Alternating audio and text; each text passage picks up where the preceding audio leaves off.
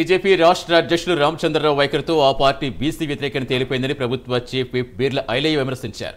తెలంగాణ నుంచి గెలిచిన 8 మంది బీజేపీ ఎంపీలు బీసీ రిజర్వేషన్లపై ఎందుకు పోరాటం లేదని ప్రశ్నించారు. బీజేపీ బీఆర్ఎస్ లోపాయకారి ఒప్పందంతో ఆర్డినెన్స్ అడ్డుకోవాలని ప్రయత్నం చేస్తున్నారని ఐలయ్య విమర్శించారు. తెలంగాణలో బీజేపీ మరొకసారి బీసీల వ్యతిరేకిగా నిరూపించుకోవడానికి నిన్న ఏదైతే బీజేపీ అధ్యక్షుడు రామచంద్రరావు గారి మాటల్లో తేలిపోయింది. బీసీ వ్యతిరేకులుగా ఇప్పటికే ముద్దపడ్డరు.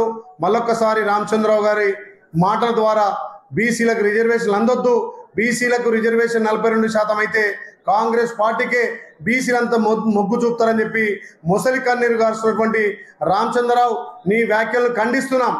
తెలంగాణలో పారదర్శకంగా ఇలా కాంగ్రెస్ పార్టీ గౌరవ ముఖ్యమంత్రి రేవంత్ రెడ్డి గారి నేతృత్వంలో కులగణన చేసి ఇలా బీసీలకు 42% రిజర్వేషన్ దక్కాలని చెప్పి స్థానిక సంస్థల్లో మేము రిజర్వేషన్ కల్పించి ఇలా చట్టంలో అసెంబ్లీలో చట్టం చేసి గవర్నర్ ఆమోదం తెలిపి ఇలా కేంద్రానికి పంపితే ఇలా తెలంగాణ నుంచి 8 మంది ఎంపీలు కలిసి కనీసం బీసీల రిజర్వేషన్ తేలేని దుర్మార్గులు ఇలా మళ్ళీ బీసీల మీద ముసలి కన్నీరు గారుస్తున్నారు. ఇప్పటికే బీఆర్ఎస్ బీజేపీ లోపాకాయ ఒప్పందంతో ఈ 42% అడ్డుకోవాలని చూస్తున్నారు. తెలంగాణలో